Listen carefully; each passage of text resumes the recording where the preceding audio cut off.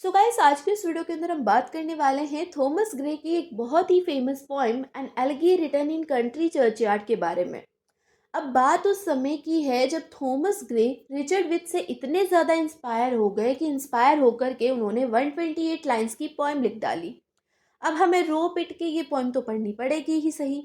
अगर आप ये सोच रहे हो कि भाई पोएम की समरी से काम चला लेते हैं, तो भाई ऐसी गलती बिल्कुल भी मत करना, क्योंकि पोएम के अंदर कहीं से भी स्टेंजा उठा करके आपके एग्जाम में दे दिया जाएगा और आपसे बोला जाएगा कि समझाओ भाई पोइट ने क्या समझाने की कोशिश की है। अब आप ये तभी समझा पाओगे जब आपको खुद को समझ में आएगा। और आपको समझ में कैसे आएगा? जब आप वीडियो को पूरा देखेंगे। तो बिना टाइम वेस्ट किए शुरू करते हैं वीडियो को। तो पोइम की शुरुआत होती है, the curfew tolls the knell of parting day. अब टोल्स का मतलब होता है बजना और निल का मतलब है घंटी। तो यहाँ पर इस लाइन का मतलब हो जाएगा कि जब चर्च की घंटियों की बजने की आवाज़ आती है, उससे ये पता चलता है कि अभी जो ये दिन है ये ख़त्म हो गया है, दिन ढलने वाला है और रात होने वाली है। जब चर्च की घंटियों की आवाज़ हमारे कानों में आती है, तो उससे क्या पता चलता है कि ये जो दिन है वो अब ख़त्म होने वाला है, शाम हो चुकी है और अब अंधेरा चारों तरफ फैलने वाला है। नेक्स्ट लाइन को देखते हैं, the lowing herd wind slowly over the lea. अब लॉविंग हर्ड का मतलब है जो जानवर होते हैं। आपने देखा होगा कि कई जानवर जो है अपनी गर्दन को नीचे झुका करके चलते हैं, है ना। जैसे भेड़ हो गई, बकरी हो गई, ये लाइन बना करके एक के पीछे एक चलती हैं अपनी गर्दन को झुकाती हुई। और यहाँ पर ली का मतलब है घास के मैदान, जिसे हम चारागाह भी बोलते हैं, जहाँ पर जानवर चरने को जाते हैं। बड़े बड़े घास के मैदान होते हैं जहाँ पर जो है कोई फसल नहीं होती, एक तरह से बंजर जमीन होती है, सिर्फ घास फूस वहाँ पे उगता है। तो इस लाइन का मतलब हो जाएगा कि जैसे ही चर्च की घंटियों की आवाज़ आती है, ये पता चलता है कि अब शाम हो चुकी है और सारे ही जानवर एक के पीछे एक लाइन बना करके अपनी गर्दन को नीचे ज़मीन की तरफ झुका करके अब उन घास के मैदानों से बाहर निकल रहे हैं अपने घर की तरफ। अब जैसी शाम होती है, हर एक इंसान, हर एक जानवर जो है अपने घरों की तरफ जाता है। तो यहाँ पर ये जो जितने भी केटल्स हैं, जितने भी जानवर हैं, वो भी जो है घास के मैदानों को छोड़ करके अपने घरों की तरफ जा रहे हैं।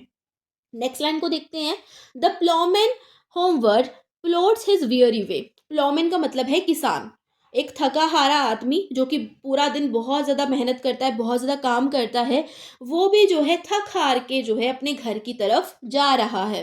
जैसे ही शाम हुई, एक थका हारा किसान भी अपने घर की तरफ जाने लगता है। Next line, and leaves the world to darkness and to me. यहाँ पर इस लाइन का मतलब है कि सारे ही लोग अपने घरों की तरफ जा रहे हैं। जैसे ही बेल बजती है चर्च की, सारे ही लोग अपने घरों की तरफ जाने लगते हैं। और ये जो पूरी दुनिया है, ये किसके भरोसे छोड़ के जा रहे हैं? वो अंधेरे के भरोसे छोड़ के जा रहे हैं। अब शाम हुई है, यानी कि अंधेरा होने को है, तो पूरी दुनिया को वो अंधेरे के भरोसे और मेरे भरोसे छोड़ के जा रहे हैं। अब हमारे जो यहाँ पे ये पोइट हैं थॉमस ग्रे, ये इस समय चर्च के कब्रिस्तान में बैठे हुए हैं। तो वो बोलते हैं कि मैं तो यही हूँ, मैं तो बाहर ही हूँ। लेकिन जो बाकी के लोग हैं, मैं देख पा रहा हूँ कि सारे के सारे, चाहे वो जानवर हों, चाहे वो इंसान हों, जैसे ही शाम होती है सब अपने अपने घरों को जाने लगते हैं। लेकिन मैं तो अपने घर को नहीं जा रहा, मैं तो यहीं पे बैठा हुआ हूँ। तो ये सभी लोग जो है, इस पूरी दुनिया का जो भार है, वो अंधेरे और मेरे भरोसे छोड़ करके अपने घरों की तरफ जा रहे हैं। अब बात करते हैं नेक्स्ट लाइन की। तो नेक्स्ट लाइन में हमें क्या बोला जा रहा है, now fades the glimmering landscape on the site. अब यहाँ पर इस लाइन का मतलब है कि वो ज़मीन जो पहले सूरज की रोशनी में बहुत ज़्यादा शाइन कर रही थी, बहुत ज़्यादा चमक रही थी, अब वो फेड हो गई है, यानी कि वो अब थोड़ी सी डल हो गई है, क्योंकि सूरज तो चला गया है। सूरज ने तो हमारी अर्थ को bye bye tata bye bye कर दिया है ना। तो अब मून आ गया है। तो क्या हो गया है, जो ज़मीन थी जो पहले चमक रही थी बहुत ज़्यादा, आपने देखा होगा कि ज़मीन शाइन करती है जब सूरज होता है, अब वो क्या हो गई है, डल हो गई है। नेक्स्ट लाइन हमारे पास है, and all the air a Solomon stillness hold.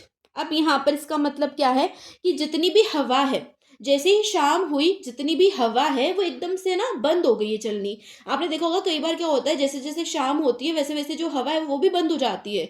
यानी कि पहले तो वो ठंडी ठंडी हवा आ रही थी, शाम होते जो है हवा भी एकदम बंद हो गई, एकदम शांत हो गई, सन्नाटा सा हो गया एकदम से। तो जो हवा है वो भी एक तरह से स्थिर हो गई है, स्टिल हो गई है।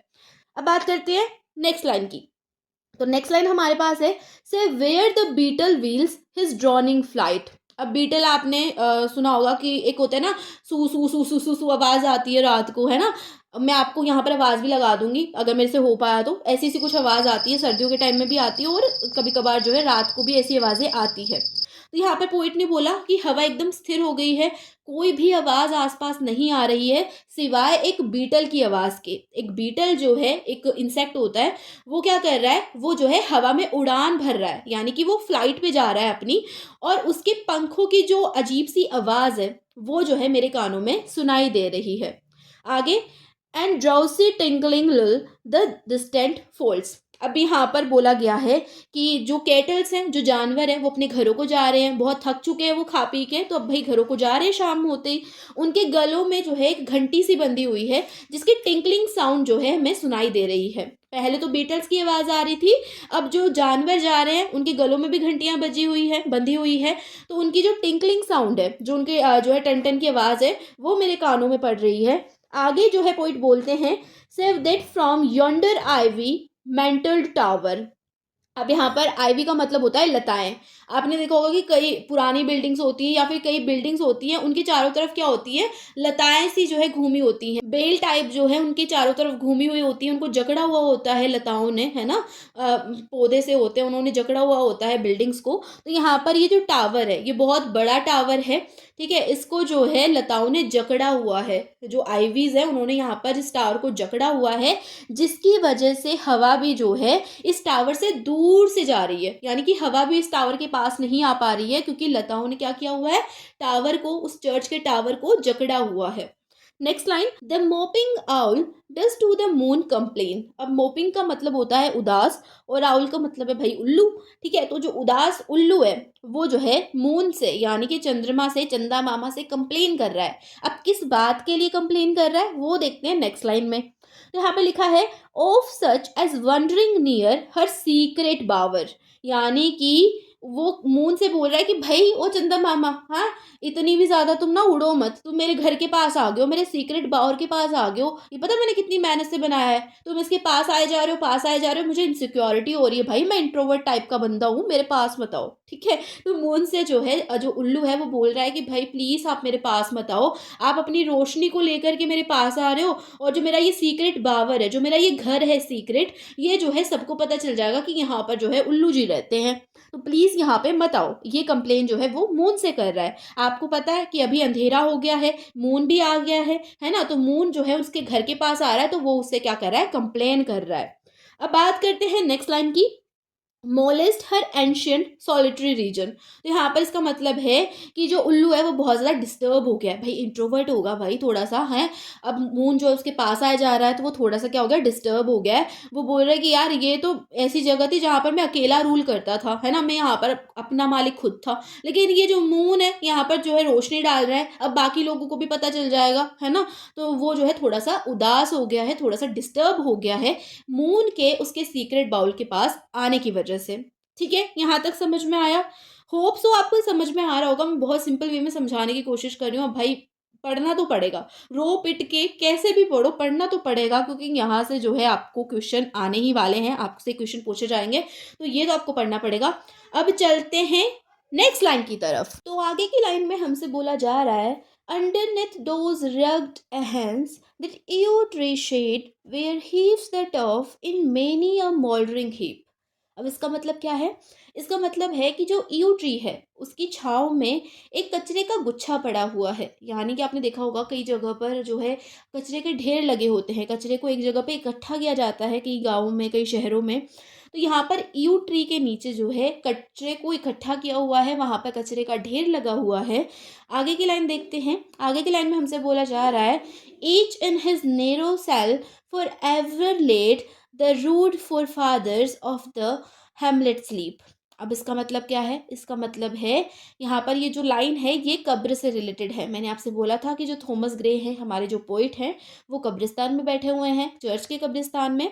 तो उन कब्रों को देख करके, उन टूम्स को देख करके हमारे जो पोइट हैं वो बोलते हैं कि अब ये जो लोग हैं ये हमेशा के लिए जो है इस सेल के अंदर, इस घर के अंदर, इस छोटी सी कब्र के अंदर जो कि बहुत ज़्यादा सकड़ी है, इसके अंदर हमेशा के लिए सो चुके हैं।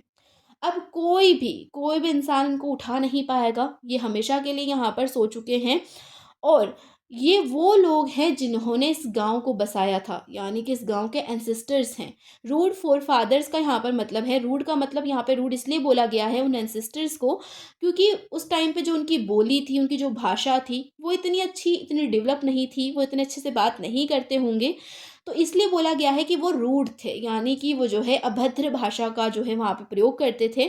तो वो जो उस गाँव के एंसेस्टर्स थे, उनको जो है इन कब्रों के अंदर जो है दफ़नाया गया होगा, और अब कोई भी व्यक्ति उनको जो है इन कब्रों से, इन सकड़ी हुई कब्रों से निकाल नहीं सकता। आगे की लाइन देखते हैं।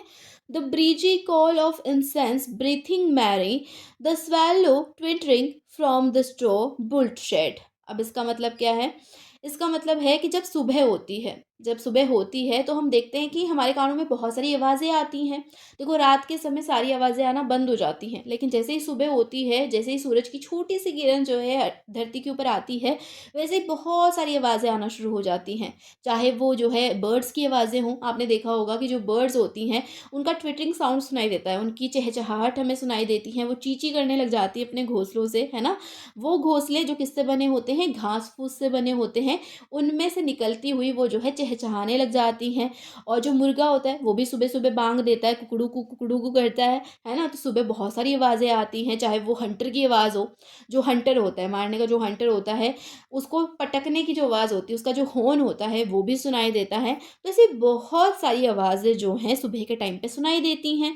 No more shall rouse them from their lowly bed. लेकिन ये जितनी भी आवाज़ें सुनाई दे रही हैं, ये कोई भी आवाज़ जो है उन लोगों को उठा नहीं सकती जो कि अब हमेशा के लिए सो चुके हैं। इतनी सारी आवाज़ें तो सुनाई देती हैं, चाहे वो बर्ड्स की हों, चाहे वो कॉक की हों, चाहे वो हंटर की हों, लेकिन कोई भी आवाज़ इतनी ज़्यादा पावरफुल नहीं है कि वो उन लोगों को उठा सके जो कि अभी टोम्ब के अंदर हैं, जो कि अभी कब्र के अंदर हैं। नहीं उठा सकते यार, एक बार जो चला गया उसको कैसे उठाओगे आप, है ना? यहाँ पर उनको कोई नहीं उठा सकता। अब नेक्स्ट लाइन देखते हैं। For them no more the blazing hearth shall burn. अब उन लोगों के लिए, वो जो लोग कब्र के अंदर हैं, उनके लिए कोई भी आग नहीं जलाएगा। अरे भाई, आपनो तापनो, आग जलाते हैं ना, धूनी तापते अपन, वही तो कोई भी लोग उनके लिए धूनी नहीं जलाएंगे। क्यों नहीं जलाएंगे? अब भाई, मरे हुए इंसान को क्या ठंड लगती है? ना ठंड लगती है, ना गर्मी लगती है, ना बरसात लगती है, उन्हें कुछ भी फील नहीं होता है ना। वो तो अभी अपनी टोम के अंदर है, वहां पर आराम कर रहे हैं हमेशा के लिए। तो उनके लिए कोई क्यों ही आग जलाएगा, है ना? सर्दी के मौसम में कोई क्यों उनके लिए आग जलाएगा? तो यहाँ पर पोइट यही बोल रहे हैं कि ये जो लोग अभी, ये जो एंसेस्टर्स, इस गाँव को बसाने वाले जो लोग, जो भी कब्रों के अंदर हैं, उनके लिए अब कोई भी आग नहीं जलाएगा। आगे की लाइन देखते हैं। और बिज़ी हाउसवाइफ प्लाई हर इवनिंग केयर। और कोई भी औरत, आपने देखा होगा कि जब भी आपके फादर जो हैं घर पे आते हैं, तो आपकी जो मदर है, वो उनके लिए खाना पकाती है, उनकी केयर करती है, उनका इंतज़ार कर रही होती है कि भई अब आएँगे, अब आएँगे, अब आएँगे, है ना? तो अब जो है, वो जो लोग मर चुके हैं, उनका कोई भी इंतज़ार नहीं करेगा, उनकी पत्नियाँ उनका इंतज़ार नहीं करेंगी, क्योंकि उन्हें पता है कि एक बार अब जा चुके हैं हमेशा के लिए, तो वो शायद अब ना आएँ, शायद क्या वो कभी नहीं आएँगे, है ना? तो कोई भी जो औरत है, कोई भी जो हाउसवाइफ़ है, वो इनका इंतज़ार नहीं करेगी घर पर, या फिर इनकी केयर नहीं करेगी। आगे की लाइन देखते हैं। No children run to lisp their sire return और climb his knees the envied kiss to share. अब यहाँ पर इस लाइन का मतलब है, आपने देखा होगा जब भी आपके पापा आते हैं तो छोटे छोटे बच्चे, या फिर आप कैसे भाग करके उनके पास जाते हो, उनका गेट खोलते हो, है ना?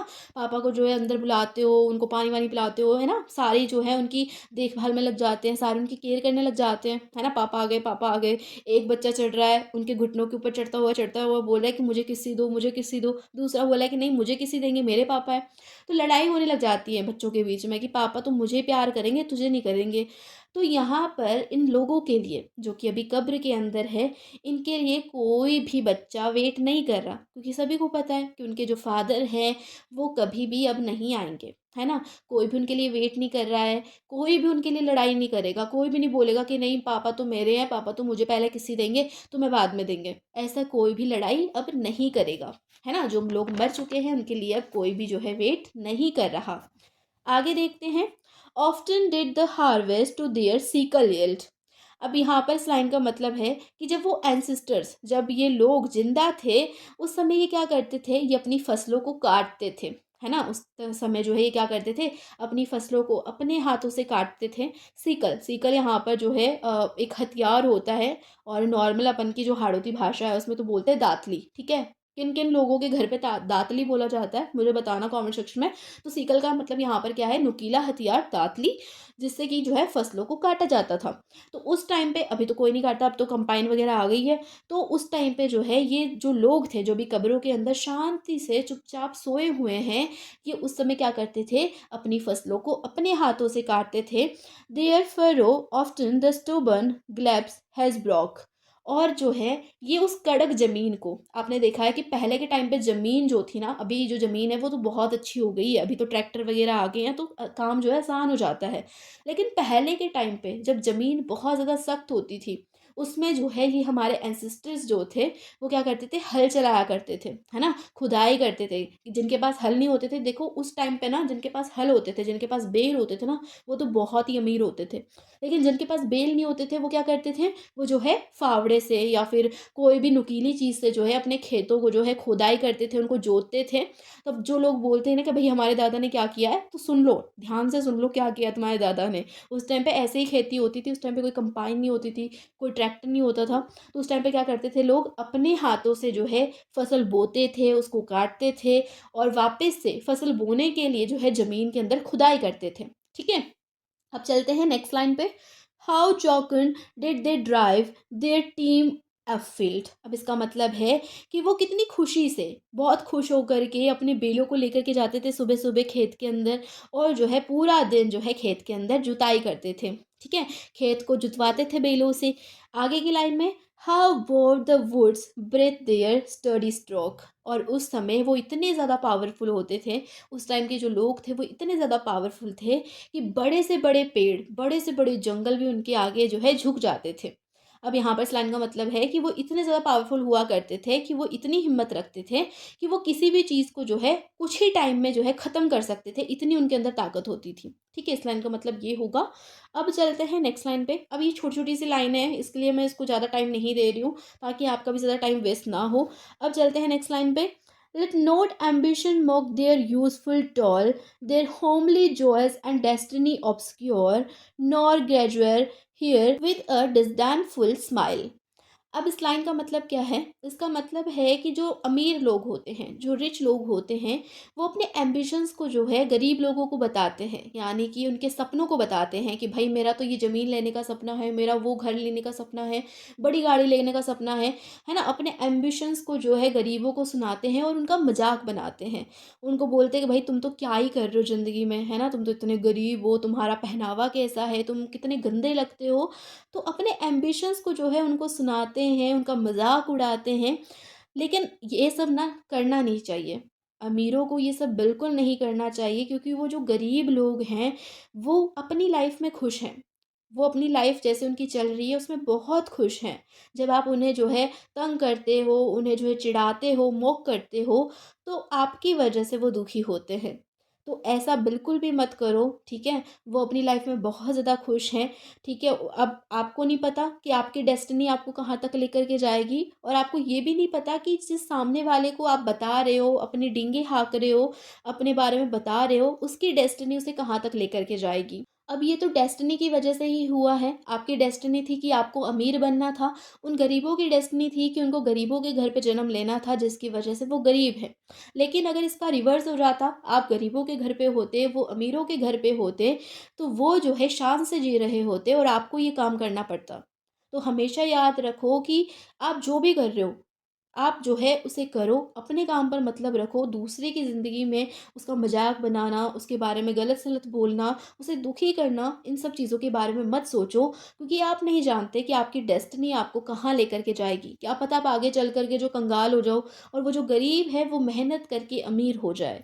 तो इस बात का आपको ध्यान रखना है। आगे की लाइन देखते हैं। The short and simple annuls of the poor. और ये क्या है, गरीबों की बायोग्राफी है। ये जो पूरी कहानी मैंने आपको सुनाई है ये क्या है, हर एक गरीब की बायोग्राफी है, हर एक गरीब की कहानी है, उसकी जीवन की कहानी है। कोई भी गरीब जो है कभी दुखी नहीं होता, वो दुखी तब होता है जब कोई अमीर आदमी आकर के उसका मजाक बनाता है, उसको अपने सपने सिखाता है और उसे बताता है कि मैं तो ये करूँगा, मैं तो वो करूँगा, तुम कैसे हो, तुम्हारी लाइफ कैसी है। वो सब बातें सुन कर के जो है गरीब इंसान दुखी होता है, नहीं तो गरीब तो अपनी छोटी छोटी खुशियों में ही खुश हो जाते हैं। अब बात करते हैं आगे की।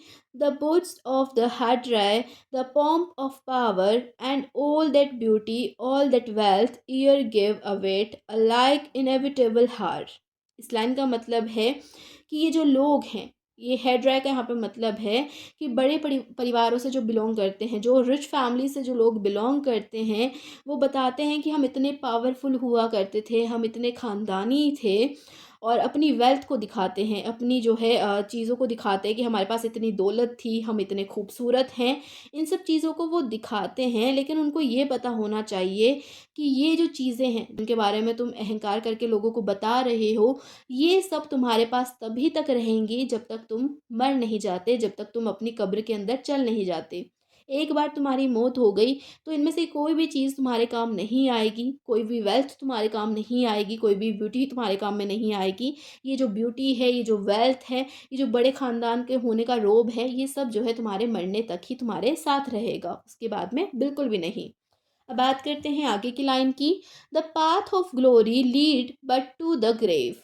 और ये जो तुम्हारी ग्लोरी है, ये जो तुम्हारी, जो तुम प्रशंसा करते हो अपने ख़ानदान की, अपने इन सब चीज़ों की, ये तुम्हें कहाँ लेकर के जाएंगी, ये तुम्हें तुम्हारी कब्र तक लेकर के जाएंगी। उसके बाद में तुम्हें अकेले रहना पड़ेगा, उसके बाद में तुम्हारे पास कुछ नहीं होगा।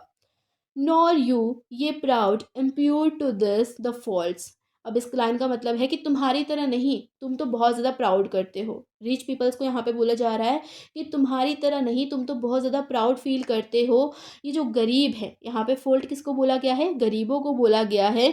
चाहे ये गरीब जो हैं इनकी टूम्ब इतनी ज़्यादा डेकोरेटिव नहीं है, तुम तो बहुत प्राउड करते हो कि तुम्हारी तो कब्र भी बहुत ज़्यादा डेकोरेटिव होगी, लेकिन इन गरीबों की कब्र इतनी ज़्यादा डेकोरेटिव नहीं है। इफ़ मेमोरी और देयर टूम नो ट्रॉफीज रेज। अगर इनकी टूम पर कोई ट्रॉफी नहीं लगी है, कोई मेमोरी इनकी टूम पे नहीं है। अब आपने देखा होगा कि कई कब्रें जो होती हैं उनके ऊपर मार्बल लगा होता है, कईयों के ऊपर स्टोन्स लगे होते हैं, और कुछ कब्रें ऐसी भी होती हैं जिनके ऊपर कुछ नहीं होता है ना, सिंपल सुबर कबर होती है कई। तो यहाँ पर बोला जा रहा है कि ये जो रिच लोग हैं ना, ये तो अपनी कब्रों को भी सजाते हैं, जहाँ पर इन्हें अंत में जाना है उसको भी इतना डेकोरेटिव बनाते हैं जैसे कि वो इन्हें खाने को देगी। लेकिन जो गरीब लोग हैं उनकी कोई गलती तो है नहीं, लेकिन फिर भी उनकी जो कब्रें हैं वो इतनी डेकोरेटिव नहीं होती हैं, उनकी कब्रें जो है सजी हुई नहीं होती हैं। लेकिन इसका मतलब ये नहीं कि आप जो है उनसे बड़े हो, आपको जो है पूरा हक है कि आप अपनी ग्लोरी को दिखाओ, अपने बारे में जो है और ज़्यादा प्रशंसा करो। इसका आपको कोई हक नहीं है। चाहे आपकी टूम सजी हुई हो, चाहे उनकी टूम जो है इतनी अच्छी डेकोरेटिव नहीं हो, फिर भी जाना तो आपको कब्र के अंदर ही है। अंत में आप वहीं पर जाओगे। तो इससे जो है अपने आप को ज़्यादा प्राउड फ़ील मत करो कि हाँ भाई हम तो बहुत अमीर हैं, हम तो ऐसे हैं, हम तो वैसे हैं। इन सब चीज़ों में ज़्यादा प्राउड फ़ील मत करो, क्योंकि अंत में तो जाना तो ग्रेव के अंदर ही है, टूम्ब के अंदर ही जाना है। चाहे वो सजी हुई हो, चाहे वो सजी हुई ना हो। तो यहाँ पर इस वीडियो को यहीं एंड करते हैं भाई। अब यहाँ पर इस पूरी पोएम को एक वीडियो के अंदर कवर करना बहुत मुश्किल है। मैंने आपको पहले भी बोला था कि 32 स्टेंजा की पोएम है, तो एक वीडियो के अंदर तो कवर नहीं हो पाएगी। मैंने पूरी कोशिश करी है कि मैं इस पोएम को आपके लिए बहुत ज़्यादा इंटरेस्टिंग बना पाऊँ, इस चैप्टर को बहुत इंटरेस्टिंग बना पाऊँ। होप सो आपको ये चैप्टर, ये पोएम बहुत अच्छी लगी होगी, इंटरेस्टिंग लगी होगी। और यहाँ पर हमें हमारी लाइफ के बारे में बताया गया है। उन रिच लोगों को जो है रियलिटी चेक दिया गया है, जो कहते हैं कि भाई हम तो अमीर हैं, हम बड़े ख़ानदान से हैं। उन लोगों को यहाँ पर रियलिटी चेक दिया गया है इस पोएम के थ्रू। और फिर से कहूँगी कि भाई थॉमस ग्रे थोड़े ज़्यादा से ही इंस्पायर हो गए थे रिचर्ड विथ से, कि उन्होंने इतनी बड़ी पोएम लिख डाली और हम बेचारे बच्चों को सूली पे टाँग दिया, है ना। हम तो, हमें ये पूरी पोएम पढ़नी पड़ेगी, हमारी मजबूरी है। तो मैं कोशिश करूँगी कि ये पोएम आपके लिए बहुत ज़्यादा इंटरेस्टिंग बन जाए, साथ के साथ ये पोएम आपके लिए हमेशा के लिए यादगार हो जाए, पूरी कोशिश मैं करूँगी। अब बाकी की जो पोएम बची है वो हम नेक्स्ट वीडियो के अंदर कवर करेंगे। होप सो आपको ये वीडियो अच्छी लगी होगी। अगर भाई वीडियो अच्छी लगी है तो वीडियो को लाइक कर दो, चैनल को सब्सक्राइब कर लो भाई। अब एक सब्सक्राइब करने से ना तुम्हारा कुछ जाएगा, ना मेरे पास कुछ आएगा। तो एक सब्सक्राइब तो कर ही सकते हो, और अपने फ्रेंड्स के साथ में वीडियो को शेयर कर देना ताकि उनको भी ये पोएम समझ में आ जाए। बहुत ज़्यादा बोरिंग पोएम है अगर तुम मुझसे नहीं पढ़ रहे हो तो। अगर मुझसे पढ़ रहे हो तो फिर तो भाई मैं इंटरेस्टिंग बना ही दूँगी हर एक चीज़ को। लेकिन अगर तुम किसी और से पढ़ रहे हो तो फिर तो बहुत बोरिंग लगेगी। तो अपने फ्रेंड्स को जो है ज़्यादा बोर मत करो भाई, उनको मेरे बारे में बता दो, इस चैनल के बारे में बता दो, ताकि वो भी जो है मेरे से इस पोएम को पढ़ पाएँ और इस वीडियो को देख पाएँ। होप सो वीडियो अच्छी लगी होगी। अब नेक्स्ट वीडियो में हम जो है इसका पार्ट 2 देखेंगे, और साथ के साथ आप मुझे ये भी बताना कि आपको जो है नेक्स्ट वीडियो किस-किस सब्जेक्ट के सिलेबस के ऊपर चाहिए, ठीक है? सिलेबस के ऊपर भी मुझे किस-किस सब्जेक्ट के सिलेबस को बताना चाहिए, कोटा यूनिवर्सिटी के, वो आप मुझे बता देना कमेंट सेक्शन में। बस मिलते हैं नेक्स्ट वीडियो में, तब तक के लिए bye bye, take care, keep watching, keep learning, love you all.